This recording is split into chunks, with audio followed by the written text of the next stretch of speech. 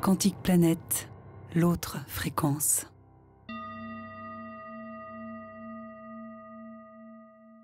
L'obésité coûte 10 milliards d'euros par an en France. 10 milliards d'euros, le diabète de type 2 acquis par la malnutrition et par la grande bouffe. Le cancer coûte 14 milliards d'euros.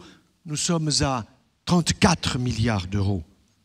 Quant aux maladies auto-immunes, de plus en plus nombreuses, liées à de mauvais fonctionnements par une mauvaise alimentation, parce que les gens suivent la télé 3h45 par jour. Alors je vous expliquerai, si vous voulez avoir un cancer, comment il faut l'avoir. Je vous expliquerai comment vous pouvez avoir une maladie d'Alzheimer, un cerveau de veau le plus tôt possible. Aucun problème. Toute notre société est orientée vers cela, et tout cet argent que l'on gaspille, on sait aujourd'hui que la moitié des cancers est liée à de mauvaises habitudes alimentaires, mais on n'ose pas le dire au grand public parce qu'il y a les lobbies qui dépensent un argent fou pour nous faire consommer les 24 milliards de litres de lait que l'on traite des vaches et qu'on nous fera consommer par les trous de nez, les oreilles en suppositoire, en yaya et en tout ce que vous voudrez. Alors aujourd'hui, vous êtes là passionnés par la nutrition, pas simplement pour vous-même, mais aussi pour tous ceux qui sont autour de vous. Et c'est vrai que je suis content dans mes conférences quand je vois toujours plus de femmes, bien qu'il y ait de plus en plus d'hommes qui s'y intéressent. Parce que quand vous informez une femme en France, vous en informez 200 d'un coup. Quand vous informez un homme, vous allez informer la moitié d'un, sauf si vous touchez à son sexe. Donc je vous réserve, messieurs, une petite anecdote qui pourra vous être utile et qui vous coûtera pas cher, vous verrez.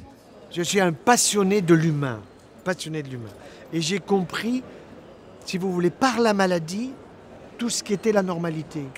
Par exemple, si vous voulez savoir à quoi sert votre jambe droite, vous la foutez dans un plâtre. Et là, vous vous rendez compte ce qui vous manque. Eh bien, à partir de la maladie, c'est hippocratique, ça. On arrive à repérer la meilleure façon, en particulier, de s'alimenter et d'être en bonne santé. Alors oui, si on veut avoir un cancer, c'est pas très compliqué. Et on va prendre le tube digestif de haut en bas assez rapidement pour que vous reteniez les points clés. Car si vous voulez l'avoir, vous allez l'expliquer à vos patients. Et vous allez voir qu'on peut leur expliquer. Je me souviens de ce couple qui vient à ma consultation au centre anticancéreux de Montpellier où aujourd'hui on opère 12 malades atteints de cancer du sein, où l'on opère des cancers du côlon, du rectum, où l'on opère des cancers de la prostate qui n'ont pas besoin d'être opérés, j'en parlerai certainement. Alors ce couple, il vient et je demande qui est malade, j'avais la parité, l'homme et la femme. Et les deux répondent presque en même temps, docteur, nous sommes des originaux, nous on n'est pas malades, qu'est-ce que vous venez faire? Il y a un tas de monde qui attend, stressé, avec des maladies graves, et vous venez, vous n'avez rien. Allez donc voir les flamants roses au bord de la Méditerranée.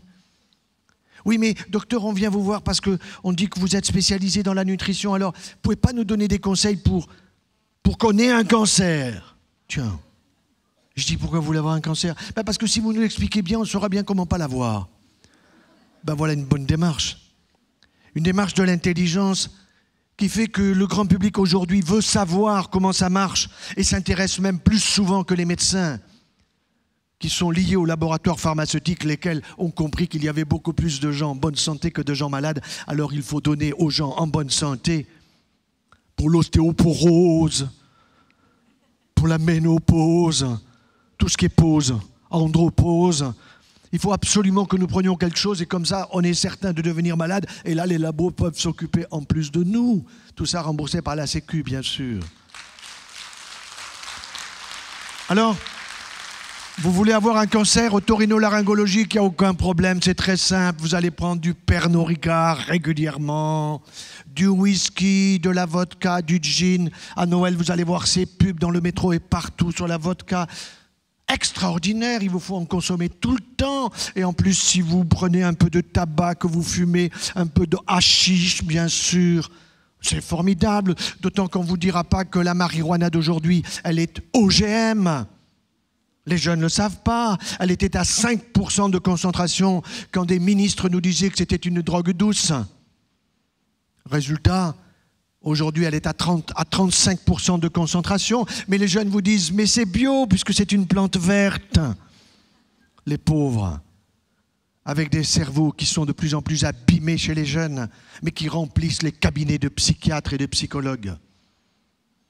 Oui, si vous ajoutez le papier maïs à tout cela avec l'alcool fort, pas de problème, un jour, vous aurez un ganglion en vous rasant le matin, monsieur. Eh ben, vous direz à votre femme, chérie, viens voir, j'ai une boule au cou. Elle va voir la boule, elle va toucher, t'as mal? Non. Mais elle stresse tout de suite, elle appelle le toubib. Docteur, mon mari a une boule au cou. Et le docteur a tout de suite fait le diagnostic au téléphone. Il sait que c'est une métastase ganglionnaire d'un cancer otorhinolaryngologique situé dans le palais des saveurs, ce palais qui est inconnu de trop de monde et qui est tellement génial pour le bonheur et le plaisir de chacun d'entre nous. 3 fois par jour. 3 fois par jour. Eh oui, alors il faudra chimio, rayons, peut-être des aiguilles radioactives sur la langue. Le calvaire pour s'en sortir. On en sortira combien? Oui, 1 sur 2. Et tout le reste passera le mur de l'au-delà, rapidement. Cancer de l'ésophage, même chose, mais vous ajouterez des boissons brûlantes. Vous êtes tellement pressé que le café, vous n'avez pas le temps. Le thé, c'est bouillant, le chocolat au lait, le café au lait du matin, tout ça est bouillant, mais vous ne sentez plus que c'est bouillant, vous sentez que c'est chaud. Parce que vous avez brûlé les papilles et vous allez brûler l'intérieur de la muqueuse ésophagienne qui, irritée régulièrement, un beau jour, comme cette pharmacienne du Languedoc-Roussillon, à 52 ans, se retrouve avec un cancer ésophageien. Le stress ajouté à tout cela. Est-ce possible d'avoir un cancer ésophageien qui va nécessiter 6 heures d'opération, chimiothérapie, radiothérapie? Quand on lui dit qu'elle aurait pu éviter tout ça, elle dit « mais jamais personne ne me l'a dit ». Et pourtant, elle est toubib, elle est pharmacienne, elle est docteur, elle est scientifique. Elle ne sait pas les choses essentielles. Par contre, elle sait vendre ses médicaments quand les labos viennent lui bourrer la tête. De bêtises pour les malades et pour les bien portants. Cancer de l'estomac, oh, c'est pas bien compliqué. Vous allez au McDo, non pas que le McDo va vous mettre un cancer d'estomac, mais là-bas, on vous dit surtout, vous fatiguez pas. Vous avez du pain de mie, fatiguez pas vos ratounes, et puis vous avez la viande hachée, mâchée par quelqu'un d'autre avant vous. Ça, vous allez vous en souvenir. Surtout, vous fatiguez pas. Alors, vous vous retrouvez un jour avec une petite bactérie dans l'estomac. Vous dites, j'ai un hélicoptère. Non, une hélicobactérie. Une hélicobactérie qui est un petit rongeur, qui va vous donner une inflammation gastriteuse. Et cette gastriteuse, elle va continuer à vous enflammer. Alors vous allez dire, ah, comme ça me brûle, je vais prendre un peu plus de yaya, un peu plus de laitage, de lactimerde, vous voyez ce que je veux dire? Surtout que la télé vous a dit ce matin qu'avec ça, vous allez être encore mieux. Et évidemment, vous avez déjà 10 kilos de plus, vous allez en prendre un de plus. Ça, on ne vous le dit pas. Parce que tous ces produits laitiers, nous allons en parler dans quelques instants. Évidemment, c'est du lactose. Mais le lactose, les gens n'ont pas compris. Le ose, c'est du sucre. Alors on est en plein lactolisme après l'alcoolisme.